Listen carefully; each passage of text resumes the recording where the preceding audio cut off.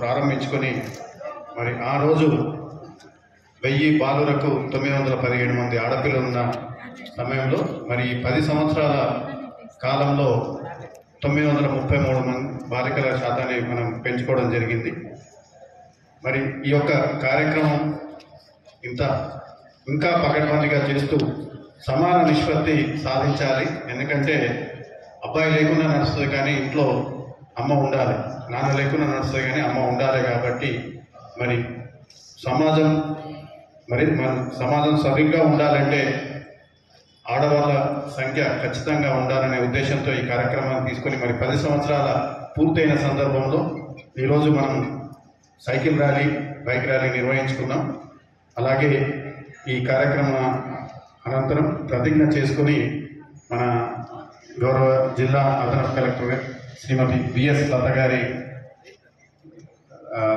దిక్తాక్షరాలతో signature campaign మన ఆడపిల్లను ఎదగనిద్దాం అని మన వంతు ప్రతిజ్ఞ చేస్తూ సిగ్నేచర్ క్యాంపెయిన్ స్టార్ట్ చేసి ఈ సందర్భంగా ఒక మొక్క నాటి ఈ కార్యక్రమం వారి అమూల్యమైన సందేశాన్ని ఇవ్వాల్సిందిగా కోరుతున్నాం. ఈరోజు మనము బేటీ బచావో బేటీ పడావో అనే కార్యక్రమం క్రింద ఒక మంచి సైకిల్ ర్యాలీని డిడబ్ల్యూ గారి సంస్థ ద్వారా చేపట్టడం జరిగింది. మరి దీనికి ఇచ్చేసిన మీ అందరికీ కూడా, అదేవిధంగా జిల్లా అధికారులందరికీ కూడా నా యొక్క నమస్కారాలు. చాలా మంచి కార్యక్రమము. బేటీ బచావో బేటీ పడావో రెండు, ఒకటేమో వాళ్ళని బ్రతికించాలి, రెండు వాళ్ళని చదివించాలి. సో ఈ రెండింటినీ కూడా మనం సక్రమంగా చేసినట్లయితే మన ఇల్లు, సమాజము అంతా కూడా పురోభివృద్ధిలో ఉంటుంది. ఇది కొద్దిగా ఆలస్యంగా మహిళల యొక్క పాత్ర గుర్తించినప్పటికీ ఇప్పటికీ కూడా మీకు సహకార సంఘాలు ఎప్పుడో స్టార్ట్ అయినాయి 70 దశకంలో. కానీ వాళ్ళకంటే లేటుగా స్టార్ట్ అయిన మహిళా సంఘాలు చాలా స్వయం సమృద్ధిని సాధించి చాలా స్థిరమైన అభివృద్ధితో ముందుకు పోతున్నాయి. అంటే ఎప్పుడు వచ్చాము కాదు, ఏం చేస్తామన్నది చూడండి అంటారు కదా. సో ముందుగా వచ్చిన చెవులు సొసైటీలు అయితే వెనుక వచ్చిన కొమ్ములు మహిళా సంఘాలు అన్నమాట.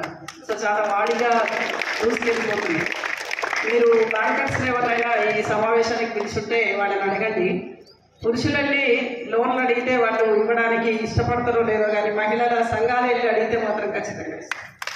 ఎందుకు అంటే వాళ్ళకి ఇవ్వడము ఎంత టార్గెట్ ఇంపార్టెంట్ అయినప్పటికీ రికవరీ కూడా అంతే ఇంపార్టెంట్. మరి బ్యాంకుకు డబ్బులు ఎక్కడి నుంచి వస్తాయి? వాళ్ళు బేరం మన తరఫున చేస్తున్నారు. మన డబ్బులు బ్యాంకులో పెడితే మనకి ఎంతో కొంత వడ్డీ ఇస్తారు. మరి ఆ వడ్డీ ఎక్కడి నుంచి వస్తుంది అంటే వాళ్ళు ఇతరులకి రుణ సదుపాయం కల్పించి వాళ్ళు రికవరీ చేసి ఆ వచ్చిన దాంతో మనందరికీ కూడా పంచుతారు. సో మరి అది అట్లా రికవరీ అవ్వాలి అంటే ఇతర సంస్థలకి, సంఘాలకి, వ్యక్తులకి ఇచ్చిన దానికంటే కూడా 95% రికవరీ తోటి హైయెస్ట్ ఉన్నాయి మహిళా సంఘాలు. సో అదేవిధంగా మనకి ఇంట్లో కూడా పొదుపు చేయడంలో మరి మహిళనే ముందుంది. గతంలో మనం గుప్పెడి బియ్యం అని కానీ పిడికెడు బియ్యం అని ఏ పేరు పెట్టినప్పటికీ వాటన్నిటి ద్వారా కూడా మన కుటుంబంలో కూడా పొదుపుని పాటించడం జరిగింది. విభేదాలు వస్తుందండి, వాళ్ళిద్దరు మాట్లాడుకోరు, ఘర్షణ పడతారు. కానీ అదే ఒక సిస్టర్ ఉంటే ఆమెను అడుగుతారు ఇద్దరు, నువ్వు చెప్పంటే నువ్వు చెప్పాలి.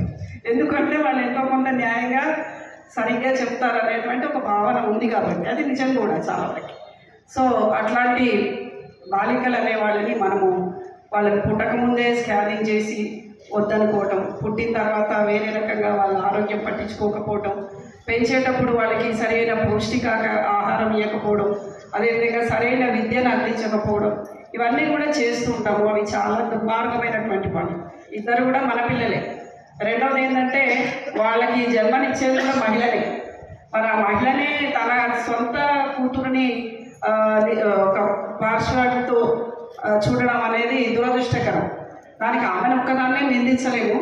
గత కొన్ని దశాబ్దాలుగా కొన్ని శతాబ్దాలుగా వాళ్ళు పెరిగినటువంటి వాతావరణం, వాళ్ళు వింటూ వచ్చినటువంటి వాతావరణం ఏదైతే ఉందో మహిళల్ని ద్వితీయ శ్రేణిగానే చూస్తూ వచ్చారు. అంటే మహిళలు అంటే వంటింటి వరకే పరిమితము, వాళ్ళకి ఏం తెలియదు అని ఒక ఆలోచనతోని ఉండడం వలన అది వచ్చింది. కానీ ఒకసారి వాళ్ళకి వంటింటి నుంచి బయటకు వస్తే వాళ్ళు ఇక వేరే ఏమంటారు, నైపుణ్యం లేని వాళ్ళు వంటింట్లో పోవాల్సి వస్తుందని వాళ్ళకి అర్థమైంది. సో అందుకని మీరు అన్ని రంగాలలో మహిళ ముందుకు వెళ్ళాలని నేను కోరుకుంటూ, ఖచ్చితంగా మహిళల్ని వాళ్ళ ప్రాధాన్యతని ఇవ్వడమే కాదు వాళ్ళకి గౌరవం కూడా ఇవ్వాలి. చాలాసార్లు మనం ఏం చేస్తామంటే వాళ్ళని చాలా తేలిగ్గా తీసుకుంటాం. వాళ్ళకి ఏం తెలియదు, వాళ్ళకి ఏం తెలియదు. నిజానికి అసలు వాళ్ళకి ఏం తెలుసో ఎప్పుడన్నా అడుగుతామా? మనం అడగాలి. ఫస్ట్ అడిగితే వాళ్ళు 1-2 సార్లు వాళ్ళకు అవకాశం ఇచ్చినప్పుడు వాళ్ళకు తెలుస్తుంది వాళ్ళలో ఉన్న సామర్థ్యం ఏంటో. చాలామంది ఉద్యోగులు వాళ్ళ విధులలో ఎంత బాగా రాణిస్తున్నారో మనం చూసాం. గతంలో మనకి ఇక్కడ కలెక్టర్లుగా పనిచేసిన వాళ్ళు కావచ్చు, ఎస్పీలుగా పనిచేసిన వాళ్ళు కావచ్చు, లేదు వివిధ రాజకీయ రంగాల్లో పనిచేసిన వాళ్ళు కావచ్చు, వాళ్ళందరూ కూడా కొన్ని పురుషులు చేయలేనటువంటి పనులను కూడా చేశారు. ఎందుకంటే మహిళలు కొంచెం ఒత్తిళ్ళకి అతీతంగా పనిచేస్తారు చాలాసార్లు. సో అవన్నీ కూడా మనము గమనించుకొని మీరు మీ అధికారులు మీరు పనిచేసే దగ్గర కూడా పురుషులకు చెప్పినంత ఈజీగా స్త్రీలకు చెప్పడానికి భయపడతాం. అది ఆమెతో కష్టం, ఆమెకు చెప్పలేము మనం అంటారు. చూడండి మీరు. సో దాన్ని బట్టి మనం అర్థం చేసుకోవాలి మన గొప్పతనం ఏంటి అని. సో ఆ గొప్పతనాన్ని అట్లనే నిలబెట్టుకోవాలి. మనకి అవకాశం ఇచ్చినప్పుడు ఈ అవకాశాన్ని చాలా సద్వినియోగం చేసుకొని ఆ పనికే వల్లదేవాలి. ఆ పని మనందరం కూడా చేయాలి. అదేవిధంగా ఇక్కడ ఉన్న